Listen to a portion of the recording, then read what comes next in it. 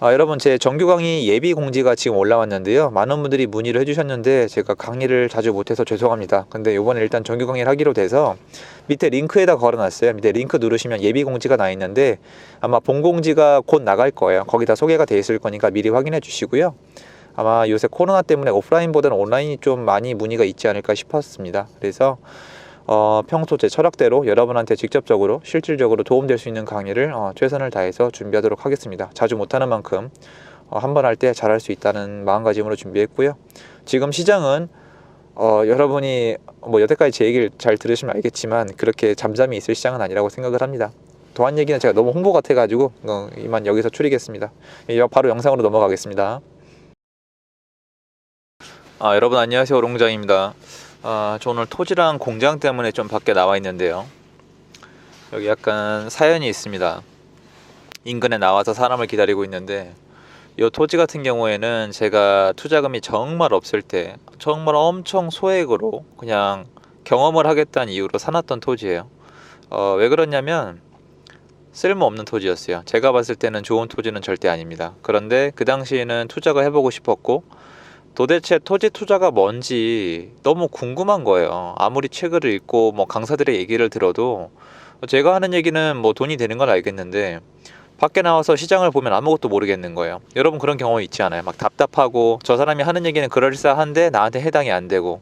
그래서 저는 제가 모은 돈 중에서 일부를 가지고 토지를 샀어요. 물론 알아보고 사긴 했는데 뭘 알아보고 샀냐면 동네에 있는 부동산 사장님들 있잖아요. 부동산 사장님들 다 들려가지고 얘기를 듣고 그걸 조합을 해서 샀어요. 그 이상 그 이하도 없어요. 뭐 호재가 뭔지 뭐 이런 것도 제대로 파악이 안 됐어요. 잘못된 투자입니다. 제가 인정은 하는데 엉겹결에 요새 또 투자하시는 분들 때문에 토지 가격도 정말 장난이 아니거든요. 여러분이 알게 모르게 이 타이밍에 사실은 많은 분들이 알고 있지만 이렇게 아파트가 오르고 연립 다세대가 오르면은 그 다음에는 뭐 그 전부터 마찬가지였지만 토지로 옮겨 붙어요. 그러니까 토지가 비싸지면 주택 공급이 어려워지고 전반적인 물가 상승이 실현이 되는 느낌이 나기 시작을 하거든요. 물론 이제 아파트란 재화는 대출을 많이 끼잖아요. 그리고 워낙 목돈이기 때문에 어떤 물가 상승을 상당히 선반영하는 면이 없지 않아 있고요. 물가 하락도 선반영하는 면이 없지 않아 있죠. 근데 토지 같은 경우에는 약간 실시간 느낌이 있거든요. 그래서 저는 이번에 좀 운이 좋게 탈출이라고 하는 게 맞겠죠. 제가 워낙 잘못했던 투자니까 탈출을 하게 됐는데 또 모르죠. 저분한테 어떤 계획이 있어서 제가 기회를 놓치는 걸 수도 있는데요. 아무튼 저는 제가 여기까지니까 제가 아는 만큼 가져가는 거니까 불만은 없어요. 제가 영상을 찍는 이유는 간단해요. 여러분이 많이 오해하시는 게 저 같은 사람들은 뭔가 처음부터 좋은 사람이 있어서 뭐 멋진 사람이 이끌어줘서 아니면 돈이 많아서 머리가 영리해서 투자를 처음부터 되게 잘했을 거라고 생각을 하시더라고요. 지금 같은 시장에서는 처음부터 수익을 내는 분들이 있는 거 저도 알아요. 상당히 능력 있는 분들이 많기 때문에 수익을 내면서 시작하시는 분들이 많은데 저 같은 경우에는 그러지 않았어요. 저는 초기에 했던 투자는 주식, 부동산 포함해서 모두 다 마이너스였고요. 그걸 복구하기 위해서 상당히 많은 시간을 노력을 해야만 했어요. 여러분한테 그런 시행착오를 겪지 않게 해드리고 싶은 마음은 있는데 또 아이러니하게 이런 시행착오를 겪어야지 성장하는 것도 사실이거든요. 부동산은 약간 주식이랑 다른 게 떨어지면 안 팔려요. 임자가 없으니까 거래잖아요. 주식은 거래할 사람들끼리 모여있는 그 주식시장, 여러분이 생각하는 그 주식은 그 HTS는 그 셀폰 안에 있는 그 화면은 주식을 거래하기 위한 세계의 모든 사람이 모여있는 곳이잖아요. 근데 부동산은 그렇지 않아요. 한두 사람이면 되는 거거든요. 장점이자 단점인데요. 여러분이 정말 뭔가 도전하고 싶고 공부가 잘 안 된다 싶으면은 뭔가 직접 체험해 보는 것도 좋아요. 당연히 그 체험을 하기 전에는 신중하게 좀 알아봐야겠죠. 저처럼 부동산을 다 찾아다닌다든지 저만의 기준으로 한 지역을 찍고 거기를 분석을 한다든가. 그런데 리스크가 하나도 없는 건 없어요. 저 같은 경우도 굉장히 외딴 데 와서 제 돈으로 살 수 있는 곳을 산 건데 사실 이거는 투자했다고 하기도 뭐해요. 저는 그냥 이게 어떻게 돌아가는지가 궁금했어요. 내가 산 다음에 가격은 왜 오르고 이 땅을 도대체 나중에 누가 왜 사가고 그 사람의 의견은 뭐고 부동산 사장님들이 얘기한 말이 얼마나 현실이고 얼마나 가짜고 진짜인지 그리고 거기서 보여줬던 서류들이 뭔가 변화가 있다는 게 진짜인지 가짜인지 정말 궁금했거든요.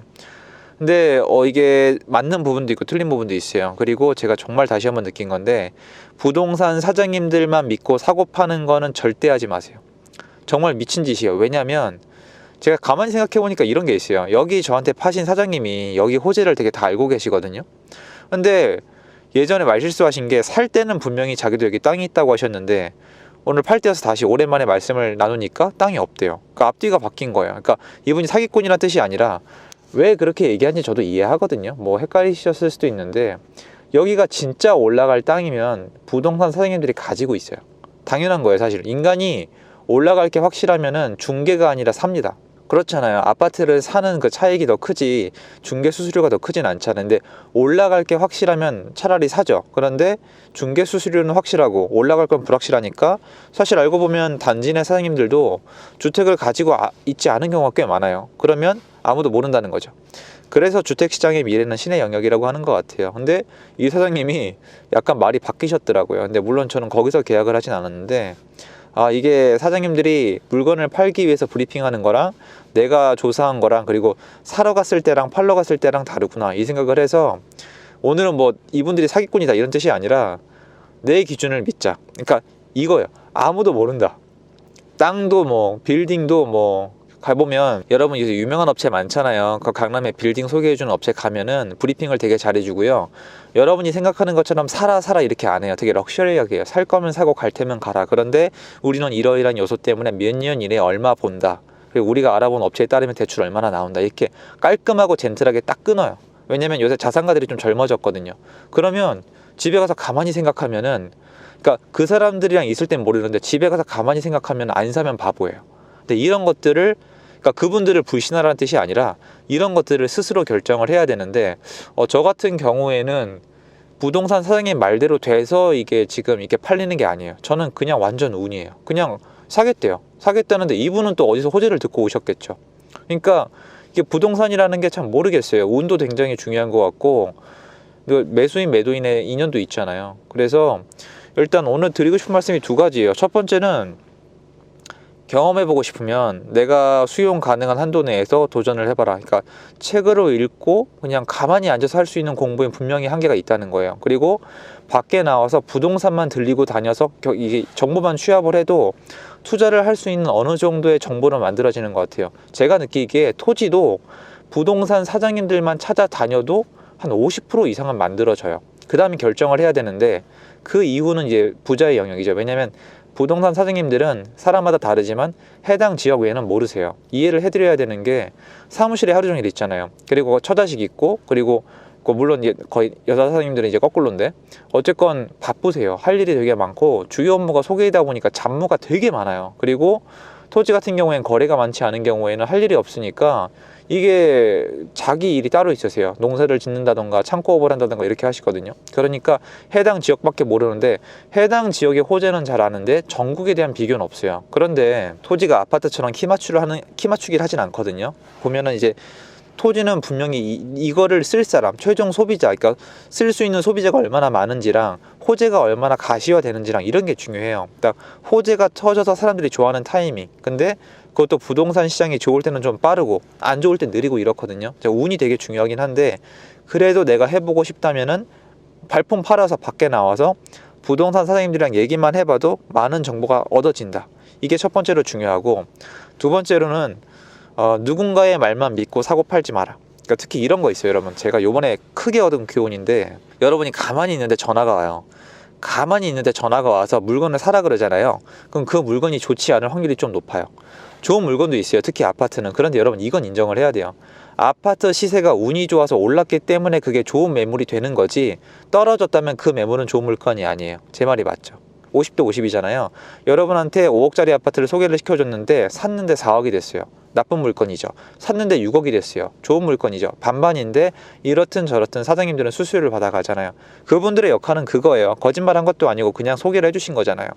하물며 토지랑 상가랑 솔직히 마찬가지지만 빌딩이랑 더하겠죠. 그러니까 이분들 말만 믿고 판단하면 안 되기 때문에 비교한 다음에 나만의 기준을 만들고 내가 공부해서 내가 결정을 해야 돼요. 근데 이런 과정인데 이게 되게 웃긴 게 첫 번째 과정 없이 두 번째가 안 되더라고요, 저는. 그러니까 저질러 보고 사고 치란 뜻이 아니에요. 큰 돈을 하란 뜻이 아니라 너무 크게 보려고 그러잖아요, 여러분은. 너무 크게 보려고 그래요. 전 정말 조그만 돈 들어가요. 여러분이 들으면은 그게 가능해랑 금액이 들어갔어요. 대학생도 모을 수 있는 돈이었어요. 작은 돈으로 시작을 해서 체험을 계속 하다 보면은 점점 공부할 게 생겨요. 왜냐면 너무 무서우니까.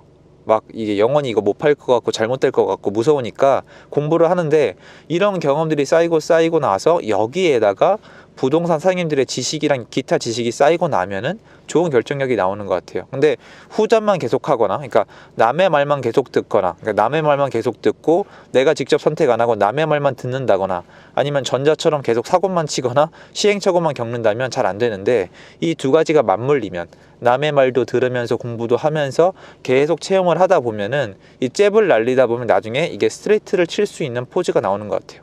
그러니까 잽을 많이 날리셔야 된다는 거예요. 잽을 많이 날리면서 코치의 얘기를 들어야지 이게 이길 수가 있는 거지, 코치 얘기도 안 듣고 그냥 잽도 안 날리고 방어만 하고 있으면은 안 돼요. 방어하고 코치 말도 안 들으면서 언제 이 스트레이트 한번 날릴까 훅 한번 날릴까 그러다가 카운터 펀치 맞는단 말이에요. 그래서 오늘 그 간단한 두 가지 조합이 오늘 제가 보니까 나쁘지 않더라. 까먹기 전에 이게 밖에 나와서 한번 촬영을 해봤습니다. 도움 되셨으면 좋겠고요. 행복한 하루 되십시오. 감사합니다.